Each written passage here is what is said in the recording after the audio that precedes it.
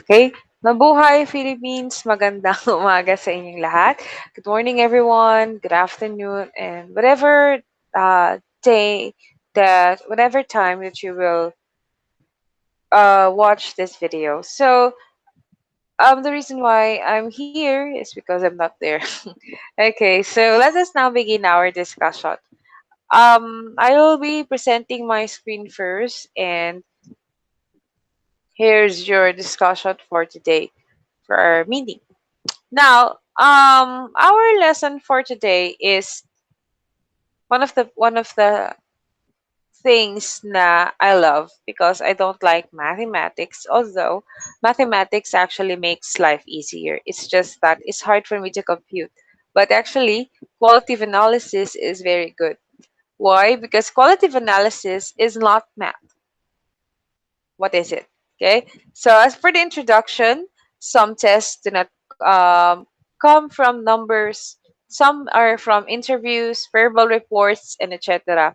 Sometimes those are the answers of the question. And in this lesson, we will study about qualitative analysis and this emphasis in the qualitative sense making or understanding a phenomenon rather predicting or explaining. So last meeting we have discussed quantitative. So from the word itself, quanti. Okay, so we are looking for different numbers. So now it's about the quali. So we'll be looking for the sense, okay, understanding, so explaining the phenomena tayo.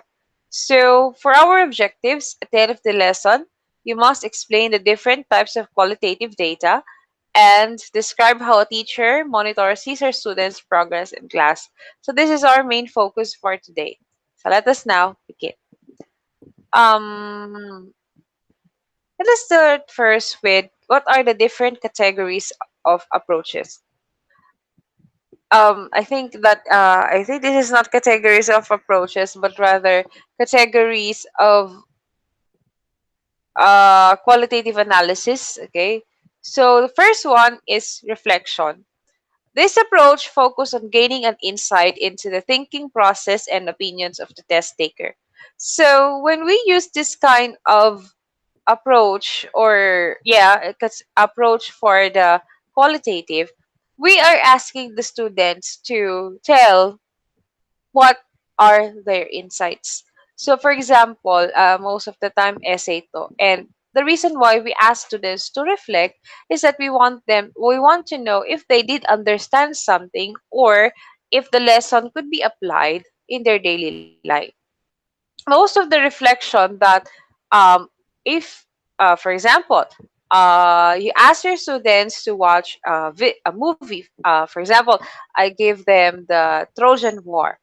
So when I asked them, write a reflection about Trojan War and not a reaction paper.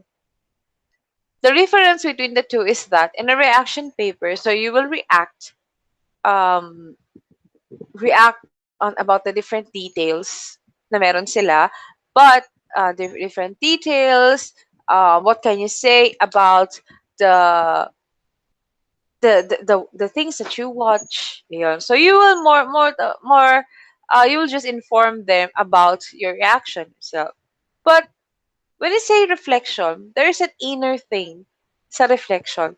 Because when you write a reflection, it is very personal and it has an impact to you. So some movies, of course, have an impact, especially those inspiring ones, and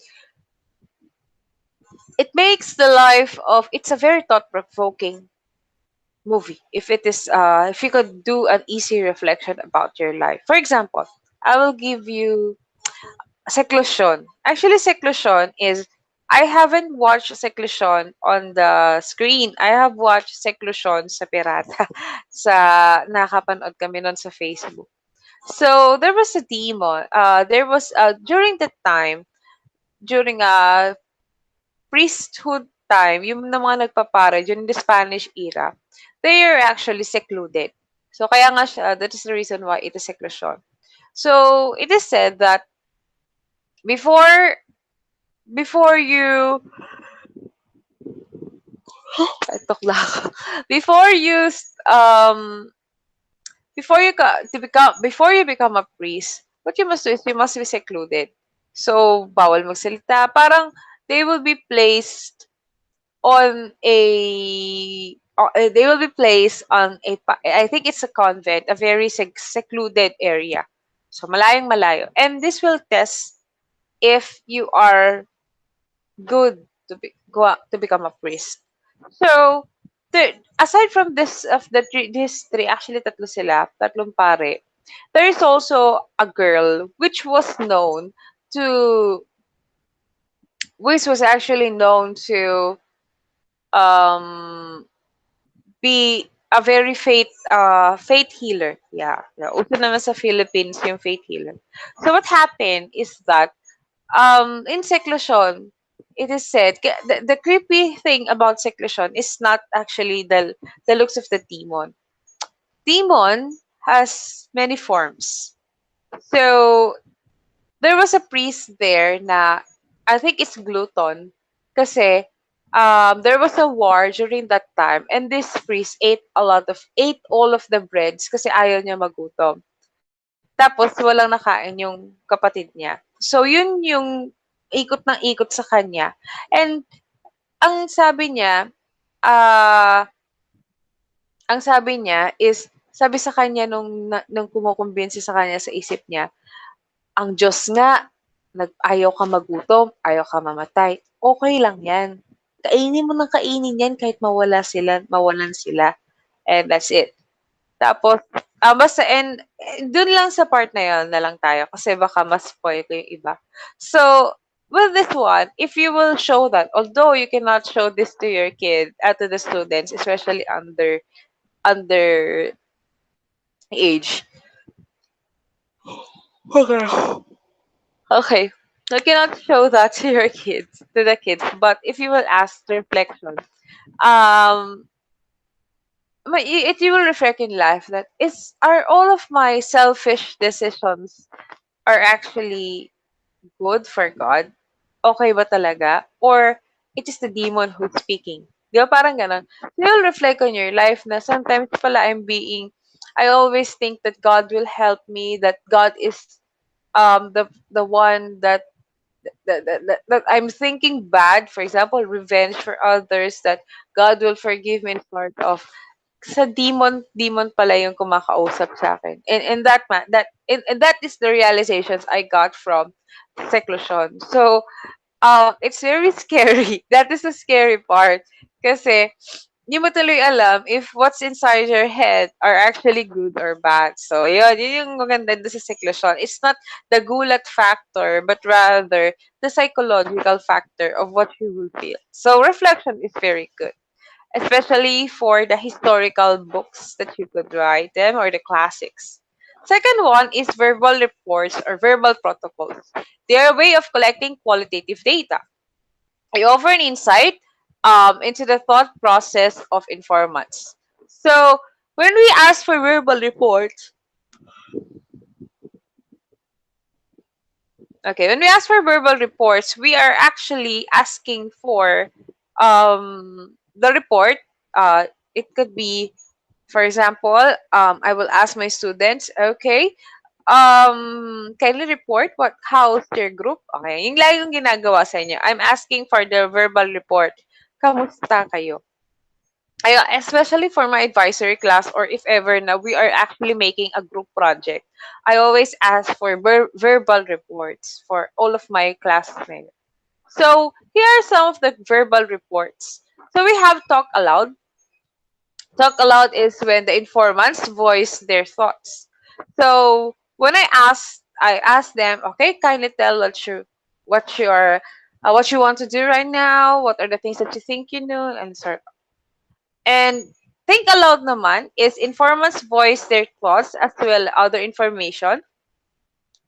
Example, physical movements. So meron na siyang physical movements. Ito yung mga thoughts niya. This is not just for voice, but rather it has something to do with the physical movement. Concurrent naman is the verbal report is given in real time. For example, para kang commentator, yung sa basketball. So, shoot ni, ganyan, ganyan. Shoot ni number 7. Ako, ganyan. Yung mga ganun. So, it is concurrent. Retrospective naman is the verbal report is given afterwards. So, there is a retrospective for that. So, it's like Sheldon Cooper's retrospective. So, afterwards, after all of the things that happened, so retrospective yun. Tinitingnan natin yung nangyari nung sa past. Mediated is the researcher occasionally intervenes. So, when a respondent is actually saying verbal reports, nag-mediated si researcher, especially if masyado nang lumalayo na sa topic, the topic is not there anymore, so it is mediated. Um, or for example, you want to focus, yun, you want to have focus, really, or maybe you want to ask more. And another one is non-mediated. So the researcher does not intervene. So when we have non-mediated, some questions kasi are actually very personal. So I hope wala naman ata dito na very personal question. Um, for example, like this one, I was actually thinking about rape cases. So yeah. When a rape victim, this is actually one of the examples of my teachers before. When someone is raped, of course, you cannot push all of the information in one because it's a very traumatic experience to the person. Kindly, kunwari, kayo, inarrate mo nga kung ano yung nangyari sa'yo. Okay, some will say that. Inarrate mo nga kung ano yung nangyari sa'yo, paano ka na-rape. That is not casual. Some of course there are researches about rape victims because we want to know the traumas and everything, especially how to help other people who was raped, di ba? Kaya lang magagaling yun dun sa mga naka-experience. And you cannot just say, ask their opinions easily. It's not that easy to ask those kind of things. Another is research about mental health, especially those who have depression. Inip na inip ka na kasi hindi pa nagsasalita.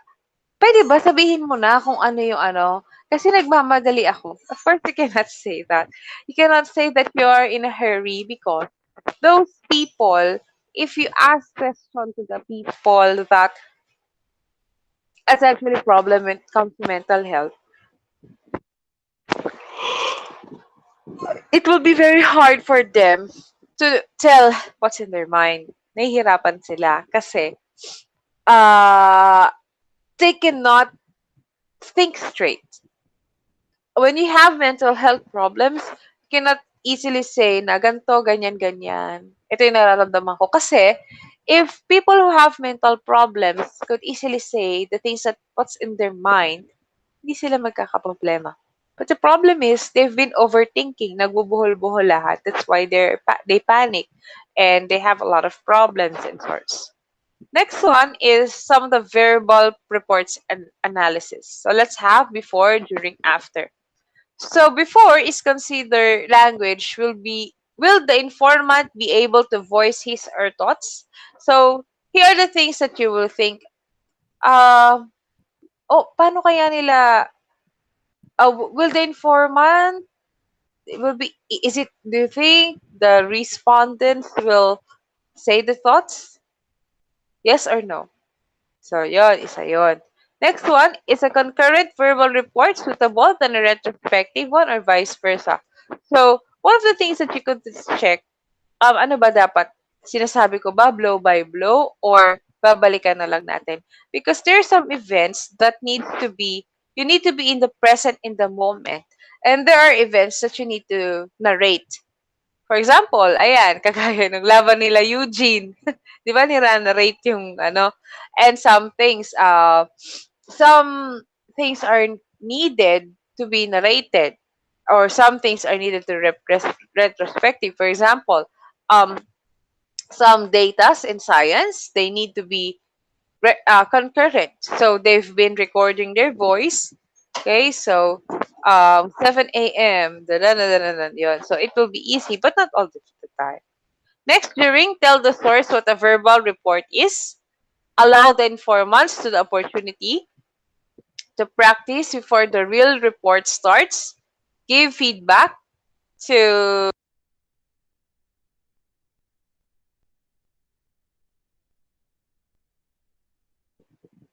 give feedback after the tryouts. So during, of course, it's very important to always give feedback to your students, because when you give feedback, rather to your respondents, it's a important thing to give feedback to all of the things that they're doing. Bakit?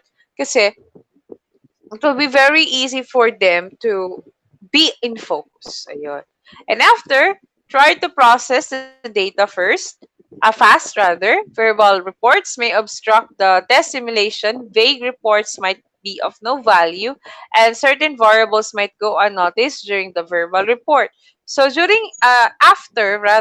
after test analysis, yung reports na yon sa verbal reports is you will weigh, is it important? Did I get it right? So yeah. So it's like you will have a review about the things that you have used. So let's go back. Before, one of the things that you should question yourself before making a verbal report is, before the process, you need to consider your respondents, everything that might happen. So, will they open up? What are the things that I could do? And sort of. And during is, you need to be there. You need to be present. You need to ask them for the things. You need to um, tell the source, of course, that uh, what is a verbal report and everything. So, yun. And the last one is, after gaining all of the data you need, you will evaluate if it's important and if you need to add more questions. Okay? So, let us also have another, the diary studies. Diary studies allows researchers to get an insight into their thoughts. Diaries have proven their worth in research into learning process. So, diary is actually important. My dear students, um, in our life, I know some of you will say it's not nakakatamad gumawa ng diary. Actually, when I was young, I've been making diary na. And then I stopped and then make again, and then stop, then make again, then stop, make again. So why I am writing diary? Because I am tracking my one, financial activities, which I just learned. Okay, sige. I will tell you some of the glimpse. Okay, so I have here, you don't need an expensive diary. It's just that I love this one. This is actually my diary. This is where everything is here na. Okay? So what are the different things that I track? Another. Okay. The reason why I'm telling you, because I will, don't worry, I will tell you why. So the first thing that I will do, nandito lahat yung classes natin. So itong notebook na to, nandyan lahat ng classes. I am putting this on my diary slash planner. So this is structured. I don't know. Next is, ayan, mas madali, ayan. So, ito yung mga things to do. I've been putting a lot of stickers. Aside from the classes and different events that I will have for the day, I'm writing the birthdays, the diary, and sometimes I have notes here. 500 pa. Okay. So, sometimes I'm writing notes here. So, nahulog yung 500. Ano yung nilalagay ko sa notes? Sometimes, I am writing the things that I felt during this day, and else the things that I felt during this day.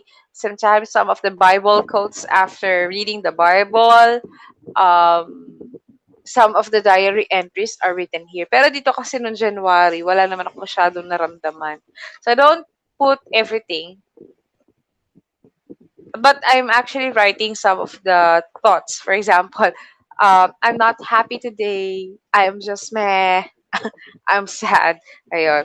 So, ayan, mga activities yan. Kasi, noong January 4, may maklase na tayo. So, ayan na lahat. Yan. Diyan na lahat. Sometimes, pag nag-aaway kami ng jowa ko, nakatrack dito. Nag-away kami. Kasi, sometimes you need to track those things. And financial, ito, July 11. So you could see, ayan yung mga tinanong. During our meeting, I wrote down the different things that you said. Okay. So, some, again, another one. So, until na makarating ako sa financial. So, ito yung ginastos ko. Okay, hindi ko na lang sasabihin, pero ito yung ginastos ko ng buong buwan. So, financial, if ang financial ay importante so that you could track down if magkano na yung nagastos mo for the month, it is also important to track down your feelings and the things that you're teaching. So, kasi if ever na it is already written down, you know you could go back to that. And recording your emotions, it is very important to check. Ayan ang tinitignan. Karamihan na may mga health problems or studies ay pinapasulat yung diary. Kasi you need to track down the things that you felt, the things that you think. Ayun. So it also has a sense of achievement if you have these diaries that you have. So there are different varieties of diary. Number one is unstructured. The informant is free to write what he or she wants to whatever format. So I'm using actually an unstructured diary kasi lahat ng naisip ko nilalagay ko sa isang notebook. Before, ayoko na kasi, I tried before na meron akong meron na akong iba pang notebook sa ganito, may iba akong notebook sa ganito, and it's very heavy. So I stopped doing those things and I started using unstructured. But actually, I've been using some legends like birthday activities, yung some legends, but most of the time this is very unstructured. Guided naman is the researcher gives an informant some guidelines. So, for example, I am one of the respondents from your research, and then you said, ma'am, is it okay po that you will write down, number one, this po, and then this po, and then this po, and then you will write it down like that. So that is guided. So the researchers will guide the things that I will write. And we also have structure. The researcher offers the informant a diary form with closed and open form questions. So, for example, you asked me, okay, Ma'am Dayan, as a respondent for our study, we would like you to fill out this diary. So, binigyan niyo ako kunwari ng diary na maliit. So, may mga different questions siya about life. So, this is actually a sample. I know this is not a diary, but this is our daily bread. Okay. So, ito, para siyang journal kasi yung mga ganito na our daily bread. And pag i-transfer nyo lang yung idea sa research. So sa daily bread, pinibigay sa atin yung mga different activities na gagawin, and then it will be asked what is the biblical truth, what is your personal application, your prayer request, and answers to prayer. So it is structured. Ano yung gusto? Now, just transfer the idea when it comes to research. So, ano yung gusto mong malaman? What are you could ask the researcher could ask what are the positive things that you have you did you have think today, did you do this, did you do that, what did you feel, ayun. So usually sa mga diary, usually sa mental health yan kinalagay kasi pag sa atin theories tested din naman siya. And techniques for monitoring students' processes. So, as a teacher, you can make a video or audio recordings of various formal and informal language experience. Don't forget that the basis of this is the students' needs and curriculum objectives. So, you could do some audio recordings. Actually, I have, aside from my YouTube channel, di ba, na most of you have already my YouTube channel, I have a YouTube channel. Pero hindi siya for the purpose of my YouTube channel is not for I want to be Ivan Aulaw. No, hindi. But rather, I use my YouTube channel to record my students' works. So, for example, this one. Kaya lang hindi ko lahat na record kasi yung sa inyo ata. Parang Okay. So, bakit ka nag-YouTube channel? So, this actually is my discussion sa inyo. Okay, videos natin. Yan, maraming videos si Ma'am Dayan. So, ito yung mga different videos ko. So, ngayong pandemic lang yan. But, I actually have different videos of my students.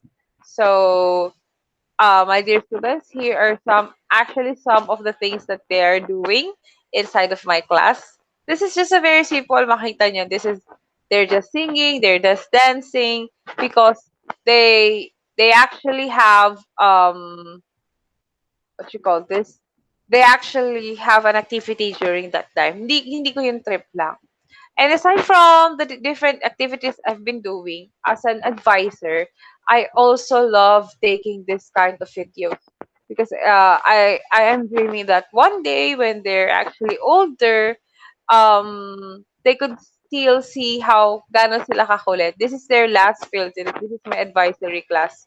So they've been singing and hindi ko talaga. Okay. So, they've been singing in the bus. Ito, ihing-ihi na yung batang yan. Okay. During that time. So, pag nakikita niya, ito yung mga part na ihing-ihi na kami. Yung ganon. So, ayun. So, ayan, nan sila. So, makikita nila yan. So why do you need that? Behind the scenes and some of the activities that they've been doing. And actually, my college students, introduce yourself. Kanino ba to? Parang familiar sa akin 'tong mga taong 'to, wait lang. So, I think this is the second year. Yeah, these are the second year students. Bale, third year na sila ngayon. So, actually, I've recorded that. And sa inyo naman, sa Meneses Campus, I have my Facebook page where I put those things. Why do I do that? Bakit ka nagpe-present? As a teacher, I've been doing this because I want you to realize that it's very important that that you have the evidences. Kasi based on my experience, ako pag kunwari pinakitaan ako ng pangit na picture when I was in college. Okay, kung gusto niyo meron tayo diyan. Pangit na picture during college. Okay, activities na ginagawa din is because I could feel nakikita ko yung progress ko as a person and as a teacher as well. So I've been actually do okay. So this is an example actually. This is my classmates. We do the Rabadabango. So I'm here. So kasi nauso yung commercial Rabadabango, down is Rabadabango. Pero kasi ah sila yung kabisado nila yan. Wala kaming magawa dun sa ano. So, bakit mo ba't ka nagaganyan? Okay lang sa akin kasi you could see it's a different way of doing things, di ba? Ganun ka nung college, ganun yung drive mo. And if ever not, I have this kind of activity when this kind of arte when I was today, iniisip ko, tinitignan ko, okay, magiging okay pala. Mas okay pala yung ganito, mas okay yung ganyan. So, mas okay siya. Also, this one, also, I have that. Hindi ko naman kasi kompleto lahat eh. But, um, for my students, lahat, ayan. So, um, I've been narrating the different our play kasi ako yung narrator. Ako din yung gumawa nung collaboration. Director kasi ako madalas. Yung props din na yan sa bahay namin halos. Cortina namin. At nagagamit pa yan ng estudyante ko. So, as you can see, those evidences ay pag titignan, ay, ito yung ginawa namin. Pwede ko itong gawin. So, you could see, it's very funny that way. And also, it's very good because check mo yung mga activities. Okay. So, as a teacher, you could monitor the students' progress and your progress by posting it. And we have Facebook and YouTube for easy access. But it's up to of course, natanong mo minsan ayaw ng parent, lalo na pag bata, may data privacy tayo. A checklist will help you not forget the tiniest details. So, lahat tayo may kanya-kanyang ways on how to use the checklist. So, for mine, I have my own checklist. Ayan.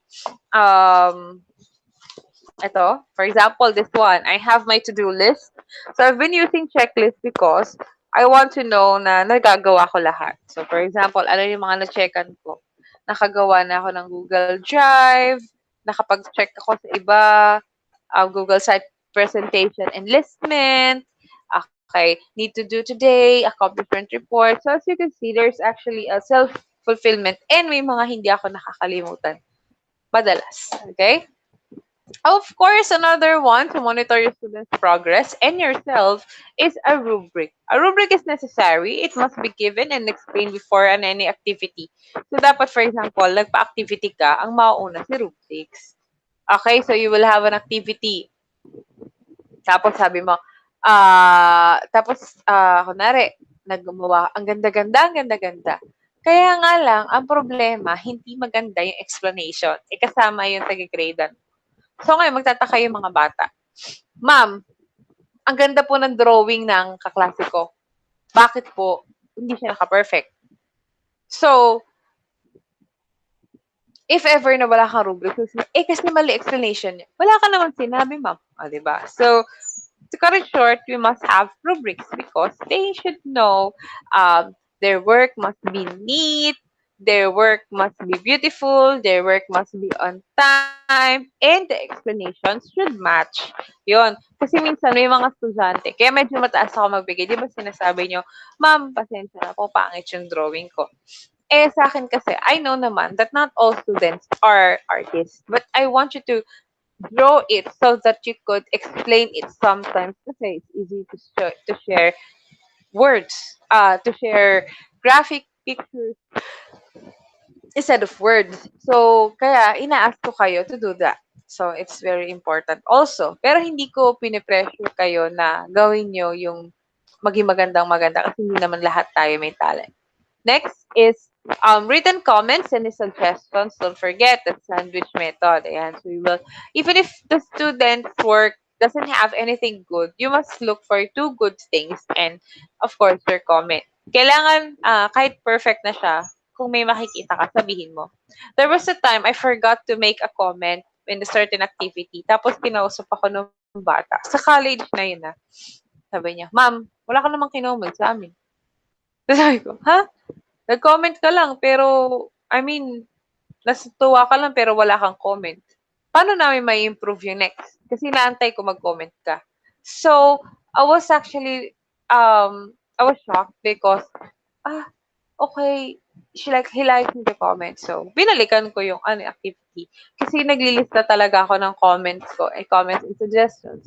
And, kung mapapansin nyo yon kahit pag kunwari nagpe-present kayo sa in front, okay, so for example, there was a time actually in this particular section, BSBA siya, nagkasama-sama sila yung mga I do not know if I've already shared this to you. I'm sorry. Pakiskip na lang. Pero, I always tell them that I think parang mas kailangan niyo pa ng energy. Maganda yung presentation niyo, kaya lang I think it will be better if you have more energy.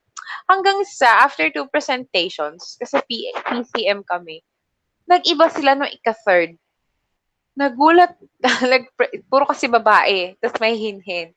Tapos nagulat sila. No, nagulat ka ako pala, at saka yung mga klase nila. Kasi, nung naisip nilang concept is yung mga babae na yon magiging manyakis. Mangmamanyak sila, tapos may mga bigote, pare, gumagat. Tapos, imagine, those ladies are actually very beautiful, maputi, makinis, sexy. Tapos sila yung lalaki. Sabi ng mga kaklase nilang boys, uy, di naman kami ganyan sa inyo Actually, yon I'm very happy about those students of mine kasi they improve. And I told them, my dear students, you have improved a lot. Okay? So, before, you always shy, pero nag-iba sila, nagko-costume. And after that, nako, yun ang nangyari. Lagi lang pagandahan ang costume nila. Hindi siya yung pagandahan na nagpepera sila, pero they always think of different ways because they are inspired because you've noticed the difference. Sometimes you need to notice the difference and congratulate the students for the things that they did, the good things that they did. Next, you can also interview students to determine what they believe they do great in some activities. Actually, I've tried this one before. I asked students, what are the things that you could that you love to do. Kasi I have a student, for this example, I have a student who loves to, when I ask them to show, tell, every day I ask my students, one student to go in front and share what they love. Anything. So, that is our communication activity every day. So, 10 minutes yon nag-share. Tapos, there's a particular student who loves to kill. He likes killing, sabi niya. I want to be an assassin. No, it's not assassin. It's gun for hire. Sabi ko, what? You want to be gun for hire? Yes, ma'am. Sabi ko, if you want to be gun for hire, why do you want to do that? And he said, because I want to kill bad people. Sabi ko, okay, but what if the person that you are asked to kill is actually good? Sabi niya, Ma'am, I will not accept. Ah, sabi ko, I don't think you have a choice if you are a gun for hire. Are you sure you don't want to be a police? No, ma'am, I don't want to. Okay. Are you sure you don't want to be a detective? No, ma'am, I want to be gun for hire. Okay. Okay. Tapos sabi niya, ma'am, I would like to share the activity, sabi ko sa kanya, some of the activities that I could do. Tapos, who wants to have a volunteer? Who wants to be the volunteer? Vol- Volunteer. Tapos, sabi ko, syempre, no one wants to volunteer because I asked, okay, before I allow your classmates to volunteer, do you guarantee that no one will be injured? And he said, no, ma'am, I don't. Okay, and then some of the classmates volunteered, and it's just a success because the classmates just joke around. No, no, ma'am, I don't want to be here, and like that. So then I asked the student, the following year, you still like to kill? As he said, yes. Okay, why don't you transfer what you like to writing a novel or directing an activity in which you could do that. Maybe you just want some action but you don't actually want to kill someone. So sa kanya. And he tried actually. And actually their work is very good because he became the director of the activity. And actually, when I check the work, their movie, it's very good because although the killing is not so good, pero he wants to have authentic and actually it's very good. So the classmates are reporting, Mom, he wants to he wants to use a knife. Sorry, but they've been these are at least he could have another option aside from gun for hire. To monitor the progress, you can use a portfolio. So the reason why I'm asking you to make a portfolio is not because I just wanted you to. Because a portfolio for me is very effective. When I was in college, we've been doing a lot of portfolio. Why? Because it is an evidence in which we could check our progress, and I really love our portfolio. That is the reason why I asked you to make one. So one of the things I know that not all of us are very creative and not all of us are very good when it comes to doing some activities. So lagi ako nagpapa-portfolio or project. So I have a sample. This is actually my portfolio. Okay, nakita ko na siya. Ay, hindi ko siya matapon kasi um, I really cannot throw this away because a portfolio actually showed all of the things that I did during my assessment in class. So as I have said, di ba, cover ko to. Kikita ba? So sa cover ko, hanggang ngayon, nakalagay pa rin to. Okay? The paracetamol. Because for me, it's tiresome to make this one. Okay? It's very, very tiresome. Ay, natanggal na. I also use this one because this is what we usually use. Kailangan kulay dilaw, hindi tinatanggap pag hindi dilaw. So, pati yung kulay ng papel. And, always, sinasabi ko sa inyo, this is actually my Akala niyo nagjo-joke ako. Eto. Ito yung aking ginamit. Nescafe, Coffee Mate, and this one. Because this is what I felt at the end of the semester. What are the hardships that I had encountered while doing this reflection, artifact, and interview? Oh, why do you need this? Leave the theory like that in sort of. So, nakalagay dito na, okay, so ito. I am reading my own additional activity. If you ask me why I indicate the coffee and creamer, it is because to complete all the requirements, especially in assessment, I drink 3 to 4 times a day just to stay awake. There are times that I sleep at 4 o'clock and wake up at 7. 1 cup of coffee in the morning to attend my class without sleeping, and 3 cups in the evening. I had also indicated a zombie because that is how my classmates and I look for this semester. Also, I haven't indicated why I put medicine in my creative cover. The reason was during our second week, the last week of this semester, almost all of us have headaches and staring at nothing.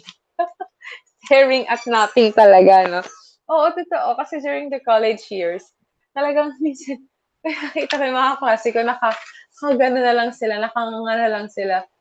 Kasi nga, ang daming iniisip. Sabay-sabay. But that's actually fun. We will go back to college and do such things. And that's part of our life, is to study. And pagbalik pala natin, pag nagtrabaho pala tayo, kala natin mas madali. If you will choose teaching in other fields, it's actually hard. Pero sa teacher lang yung may nakalagay na holiday. Sa ibang jobs, wala. Okay. So peer conferences are also excellent in way to monitor the students. I actually use that one. Peer conferences, nagkaganyan kami so with my students because when for my students, um, I always believe that their peers are very important. Pero, even if we do that, I am always there. Kasi minsan, strong emotions are actually showing na kailangan may ipapacify mo. So, as much as possible. And I don't do the open forum. Sabi ko sa kanila, I don't want you to do the open forum. Why? Because no one is open. You will only put you will only tell someone that he or she is like that. Tapos magkakapikunan kayo. So I don't like open forum. Sabi ko, you're not open. So yun nga, hindi nga sila. Kasi nung nag-open forum sila na sila-sila, hindi na sila nag-usap after. Or nag-usap sila pero balik ng balik yung issue. Because some people, they do not like to know their negative sides. Of course, i-explain niya. Kaya ako ganito kasi ganyan. Yun nga, ganun ka pa din. Okay. Sabihin mo, kaya ka maarte. Kasi ganito ka, ganito ka. Maarte ka pa din. Yun lang yun. Yun lang yung sa open forum. So, I don't like that because they're not open. So, assessment. When it comes to self, this type of assessment promotes students' abilities to assume more responsibility to identify where they believe and they require assistance. Self-assessment is very important. Magpakatotoo ka sa sarili mo. If you're not that good, then tell it. Especially so that you could ask for help. Or so you could have supplementary. If this is successful, they will value their work and they will reflect upon their experiences. So if, for example, I will assess my work now, my college work, this one, well, I won't give this a good score. Actually, hindi naman ako nagkaroon ng good score dito eh. Ano ba score ko dito? Alam ko, baba rin eh. Baba ng, hindi naman mataas magbigay yung teacher ko. Maybe. Okay, so my score is 85. 85%. Saan ba ako nadali? Creative cover. Hindi masyadong creative yung cover ko. Format and appearance, hindi rin maganda. Okay? Organization, hindi daw ako organized. Okay. So, pero pinaka-konti kong grade ay reflective tsaka creative. But it's fine because I'm not really into this. Pero I really put effort with that. Kaya lang, if I will be the teacher, I will not give myself a very high score pa din. Even if based on the works of my students na nakita ko na pinasa sa akin ng high school to college, no. This one is just parang gawa ng tamad. Seryoso ha. I put a lot of effort for this one, but compared to the works that I have received from my students in BSBA, okay, sige, magda-name drop na ako. One of the best students, yung grupo ng kaklase ni Christian, si Ilaw, yon yung grupo nila noon, activities and everything, sobrang galing nila, yung grupo noon. At saka, sila Hagon yung dun sa paggawa ng mga activities na may mga pop-up, I mean sa college level, very exciting. And also my students from my previous schools, sobrang gagaling nila. Gawang tamad yung itsura ng gawa ko. Kasi kung gawa ng mga estudyante ngayon, ang pagbabasihan, napakaganda ng gawa nila. It's very beautiful. It's it's very creative, very outside of the box. Mhm. Yeah. Next is peer. Through discussion with their peer, students can easily say concerns and idea. Yes, sometimes it's easy for them to say it, but of course, you need to have um, structured tsaka dapat may mediated by the teacher. O din. Qualitative analysis. It was used to examine the interview transcripts and derive fundamental categories. It was developed by Braun and Kupchik to study absorption in literature. It explores various other topics such as creation, performance, and reception of poetry and personal life narratives. So, there are different types of qualitative analysis. We have conversation analysis. Ano ba yung CA? Hindi siya cash advance. It is the assumption that every interaction is contextual and has stable and predictable nature. It focuses on talk, so speaking test. Kaya nga siya conversation. Conversation analysis is an approach to social research by Hutchboy. It investigates the sequential organization of talk to assess participants' understanding of and collaborative means of organizing natural forms of social interaction. So yun yung creative ay conversation analysis. We also have the discourse analysis. It is an analysis of text and talk as social practices. So kanina, it's about the conversation. So speaking this time naman, it is text and talk to social practices. So, it is mainly concerned with the power relation and gender inequalities and etc. So, ano discourse analysis, mas malalim lang siya sa conversation. So, conversation is as long as you're conversing with other people, pero pag discourse, kasama na yung mga different interactions. Okay? It is the analysis of language beyond the sentence. So, um, hindi ka na lang naka-base doon sa sinasabi, but rather, what are the things that was not said? Okay. So it is contrast with the types of analysis more typical of modern linguistics. It is concerned with the study of grammar, the study of smaller bits of language, such as sounds, parts of words, meaning, ayon, the semantics. So marami siya ang discourse analysis. Kasi kasama yung meaning, ano mga meaning ng mga yon. Next is test language analysis. It analyzes test inputs or test taker responses for lexical richness, rhetoric, genre, discourse markers, and grammatical complexity. Next, we also have task characteristics. It examines the task and determines to which extent they correspond to the test goal. So according to Bachman and Palmer, suggested a framework of analysis which considers the following. Pag gumagawa tayo ng task analysis characteristics, we must one, the setting. Physical setting, participants, etc. and time. So we need to consider the following. Where will we use the test? Where we will conduct the test? Who are the participants? What time should they take the test? Yeah. Rubrics is also the language complexity and clarify evaluation procedure. How will you test it? Yan sa rubrics. Test input is the length and characteristic of the language of the test itself, the expected response, and relationship between expected and actual response. We also have the feedback methods for the questionnaire natin. One, they gather such opinions. Ayan. So, madali kasi yung questionnaire. So, you will just ask them, they will answer. Mas madali.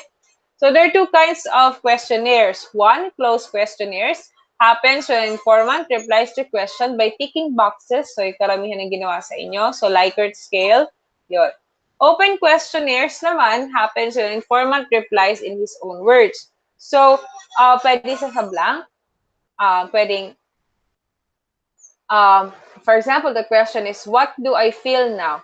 So, pag close questionnaires, you're like happy, sad, um, love, ayun, angry, yun.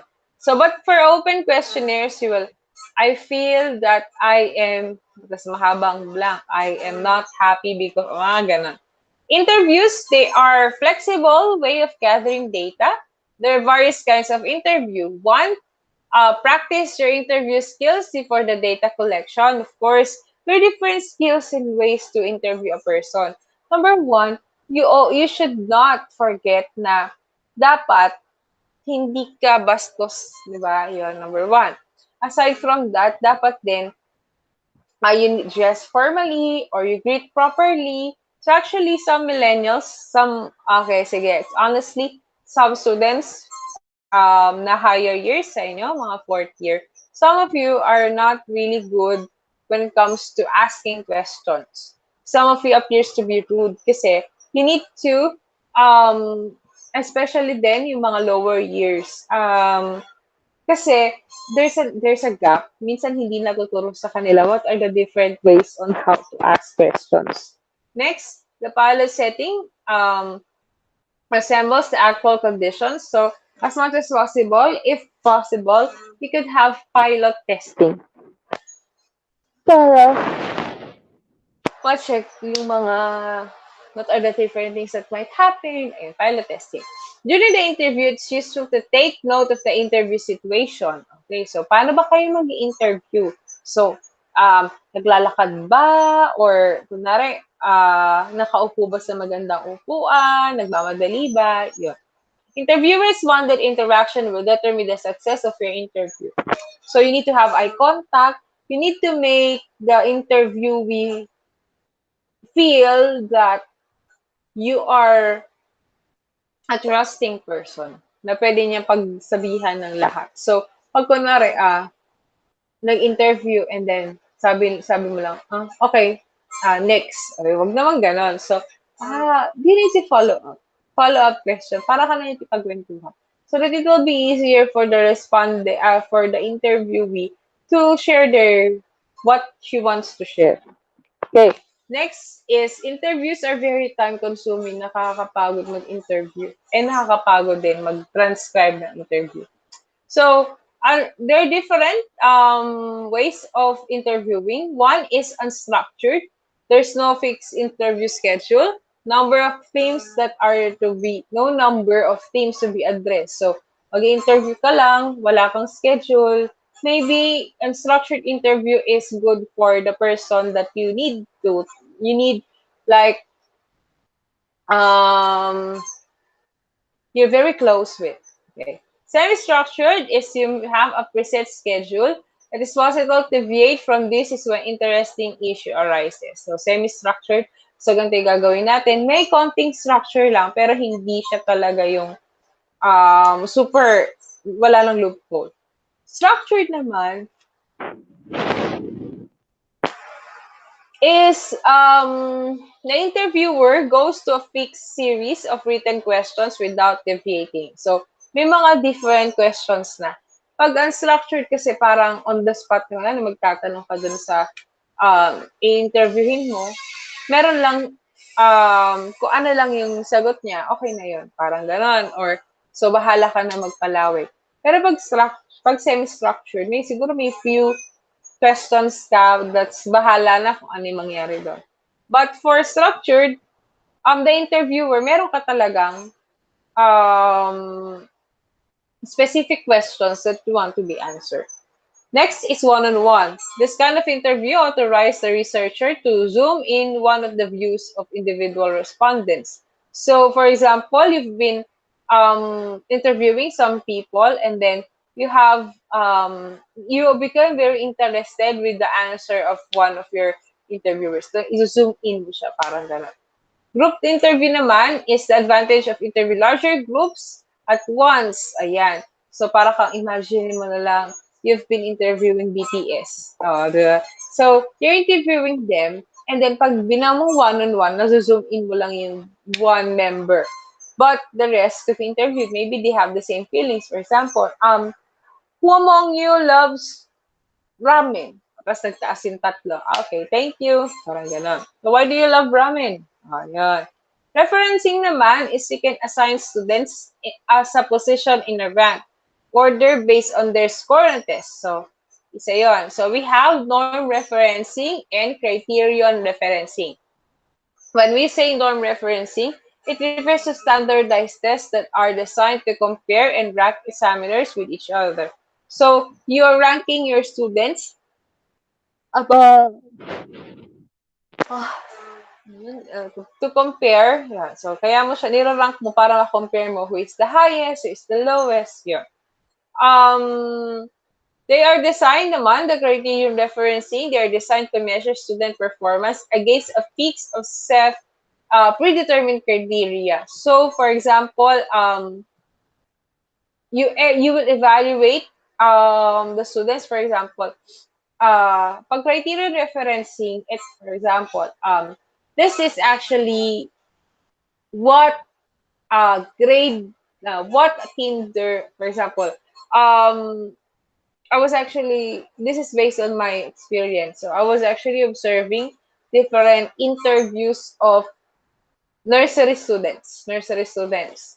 Um, before, and then when they're interviewing nursery students, some of my colleagues have this kind of uh, a nursery student, a kinder student must have this one.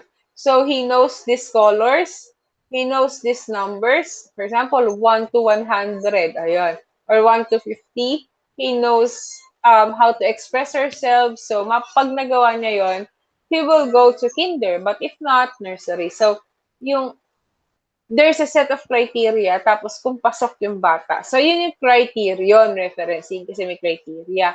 Pero pag norm, so you will use this referencing, dun na kunwari, nag-exam kayo, lahat ng section A nag-exam. Tapos, norm referencing yung, sino yung highest doon sa section A? Si ano po? Si Dari. Okay. Sino yung lowest? Si ano po? Si Rogin. Okay. Ayan. So, yun yung example ng norm referencing. So, i-classify natin. We'll be classifying the scores. We will rank the scores and then we will answer it. So, student to student lang yan. So, our discussion is already done. And next meeting, we'll have testing the receptive skills. So, let us actually go back. Tingnan ko nga. Nasaan na nga ba to? So, next meeting, we'll have Unit 7. So, malapit na tayo. Unit 7, 8, 9. So, I hope na this will be the last one. Konti na lang. Madali na lang yung testing itong dalawa, the testing receptive skills and testing productive skills. If we will finish all of it, okay, meron tayong araw na wala. I will try my best next meeting na yung Unit 7 at Unit 8 ay tapusin na para Unit 9 na lang yung the following. Okay? So, para mas mahaba yung requirements time ninyo. Okay, or I could try to use the special topics time. I discuss ko na lang to. Pero I think mas ma-focus na lang kayo doon. Okay? So, goodbye everyone. Have a nice day.